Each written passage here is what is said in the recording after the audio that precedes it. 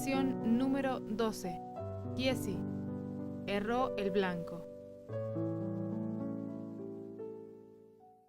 Hola a todos nuevamente. Acá estoy, contento de compartir la penúltima lección de este trimestre. Este es un personaje secundario bastante conocido.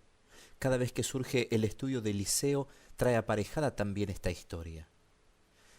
Muy bien, para comenzar, situémonos ante en contexto y observemos un poco a Eliseo.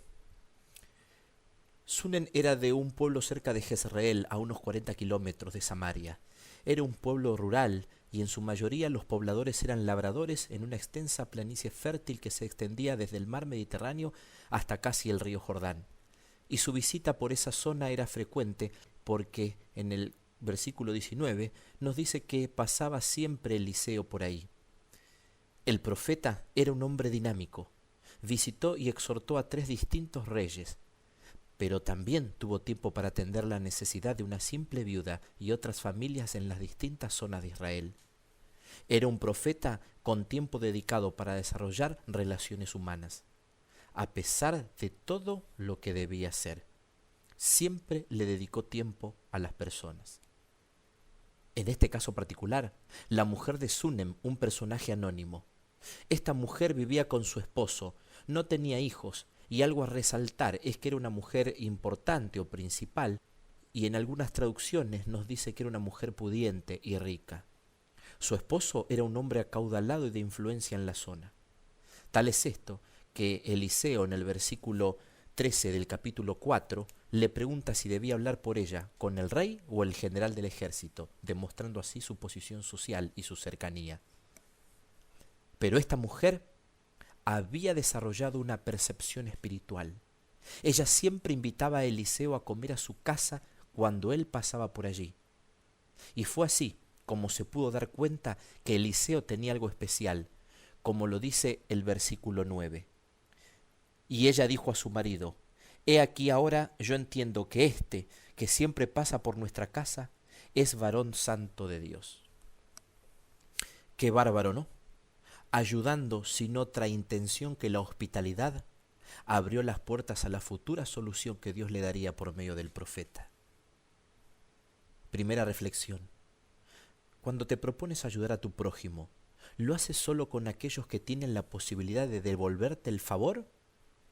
¿O sin especulaciones lo haces con todos y sin miramientos? Ahora bien, y como expresa el versículo 10, ella le sugiere a su esposo la construcción de un lugar para hospedarlo bien, no a medias. Este lugar tenía cama, mesas, sillas y candelero.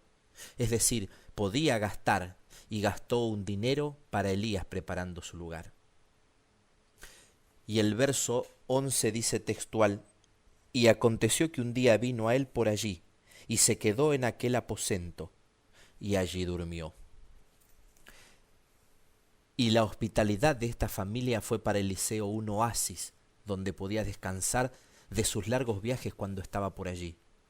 Entendemos lo que habrá sentido este gran hombre cuando nosotros, por ejemplo, al volver de un largo y agitado día, luego de estar en distintas actividades de este mundo materialista, poder volver a nuestro hogar, donde hay paz y nuestros espíritus se refrescan vez tras vez. Eliseo sentía eso. Y luego de disfrutar en este aposento, él siente la necesidad de agradecer, que esta es otra de las características de todo hombre que vive en relación con Dios: ser personas agradecidas. Ahora, ¿cuál era el rol de Giesi? Bien, era el siervo del profeta Eliseo, digamos su asistente personal. Era un aprendiz de profeta, así como Eliseo fue de Elías. Estaba en el mejor de los caminos, fue testigo de muchos milagros que incluyeron actos de resurrección. Tuvo la oportunidad de formarse caminando día a día al lado de un elegido de Dios y de esta manera desarrollar su fe y confianza en el Salvador. Pero algo cambió. Con solo 3 acciones quedó demostrado.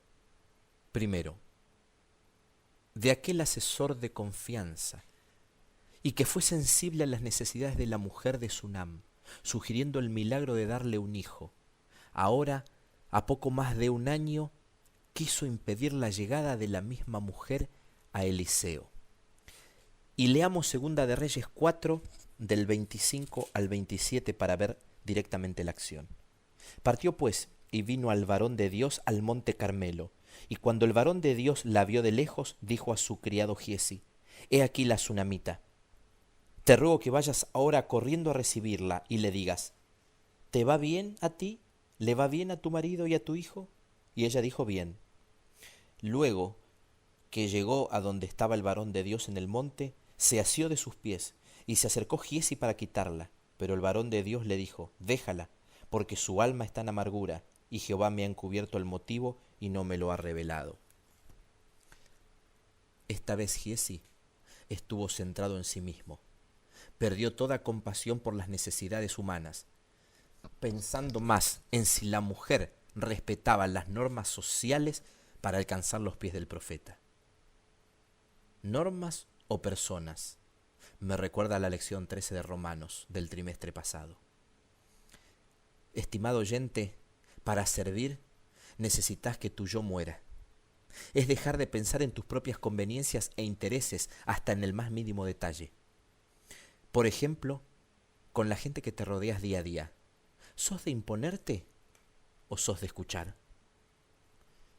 Veamos varias situaciones prácticas. Por ejemplo, si estás casado, ¿lo hiciste para servir a tu primer prójimo, quien es quien estás con vos todos los días, o te uniste para ser servido?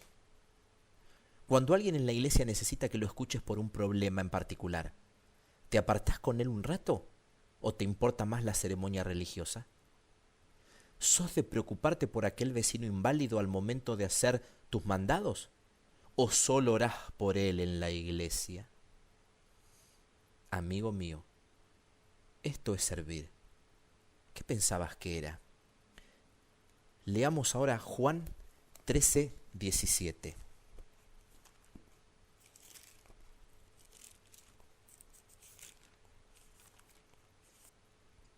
El título nos dice: Jesús lava los pies de sus discípulos. Y conocida la historia, luego de tomar la toalla y el lebrillo, les lavó los pies. Pero noten lo que dice en el 17.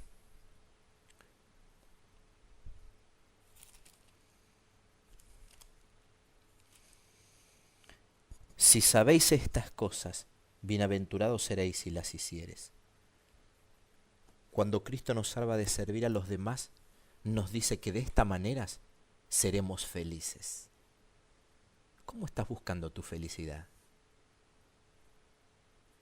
Recordá lo siguiente: el Evangelio de Jesús se fundamenta en las relaciones, lógicamente hacia Dios y hacia el prójimo, ya que de esto depende la ley, la Torá y los profetas, dice un conocido texto en Mateo. Y en el mismo Evangelio, en el capítulo 25, del 31 al 46, como nos recomienda la lección, nos enseña que servir a otros nos pone en íntimo compañerismo con Cristo. ¿Buscás el compañerismo con Cristo sirviendo a los demás? ¿O las personas son obstáculos en tu vida? Bien, antes de seguir con la segunda acción de Giesi, quiero mostrar un detalle. Vamos nuevamente a Segunda de Reyes.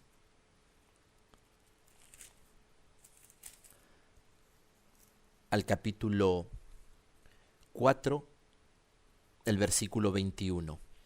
Ella entonces subió y lo puso sobre la cama del varón de Dios, y cerrando la puerta se salió. Llamando luego a su marido le dijo: te ruego que me envíes conmigo a alguno de los criados y una de las asnas, para que yo vaya corriendo al varón de Dios y regrese. Ante la muerte del niño, la mujer no preparó la sepultura, ni tampoco le dijo a su esposo, sino que le pide un criado para ver a Eliseo. Esto es fe. Y ante la pregunta de su esposo no entró en discusiones, solo quería paz y sabía dónde buscarla. De seguro, otra mujer hubiese preparado la sepultura. Punto 2. Giesi, por orden de su señor, salió caminando adelante y más rápido que Eliseo y la sunamita, con un báculo en su mano, a efectos de ponerlo sobre el rostro del niño fallecido y resucitarlo. pero como dice en el versículo 31, no tuvo voz ni sentidos. Ahora, comparemos esta acción con lo que hizo luego el profeta ante el mismo niño. Leamos los versículos 32 y 33. Y venido Eliseo a la casa, he aquí que el niño estaba muerto tendido sobre su cama. Entrando él entonces, cerró la puerta tras ambos y oró a Jehová. ¿Cuál fue la diferencia? Giesi no oró a Dios, el profeta sí. Por lo tanto, nunca el báculo hubiera resucitado al niño, sino estaríamos hablando ya de superstición. Aunque la orden fue del profeta y por lo tanto de Dios, esto no dio lugar para que el siervo evite la oración. Antes de actuar y aún pensar, ¿tenés el hábito de hablar con nuestro Padre para buscar su aprobación? ¿O buscas forzarlo mediante tus acciones rápidas? No vaya a ser que nuestro Padre piense diferente y obstruya nuestros propósitos. Tercer punto. Conocemos la historia. Naamán, general del ejército de Siria, desea de corazón, en motivos de agradecimiento por la curación de su lepra, darle a Eliseo talentos de plata y vestidos nuevos. No obstante, Eliseo no los acepta, ya que hizo todo en nombre de Jehová y no quería por nada dejar manchado el carácter de Dios. Así es la gracia, ni méritos ni bienes. Entonces el aprendiz, ni lento ni perezoso, vio la oportunidad de aprovecharse de un corazón agradecido y usó del engaño para solicitarle a Naamán el pago de talentos y vestidos nuevos, que luego guardó en secreto, ocultando la situación por completo, cometiendo de esta manera el pecado de la codicia material. Resultado, termina con lepra.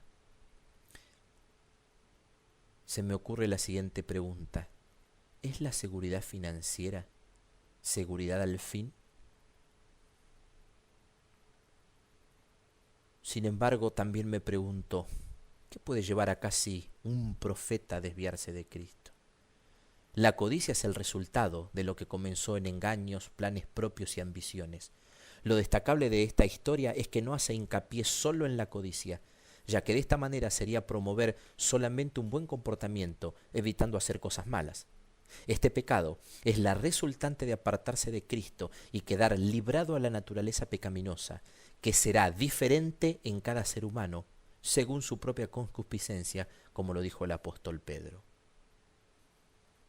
Finalmente, y para ir terminando, ¿estás dispuesto a ser un siervo de Dios y de tu prójimo hasta en los mínimos detalles? ¿Sos sensible a las necesidades de tus hermanos y de los que no lo son? ¿La oración es una acción al azar, rutinaria, o es una acción constante, reconociendo y buscando el poder de tu Creador? Por último, ¿es Cristo tu verdadera seguridad? Quiera Dios que tengamos ya las respuestas a estas preguntas y que podamos entender que si estamos con Dios cada día seremos triunfadores a pesar de las circunstancias. Es mi deseo y mi oración. Amén.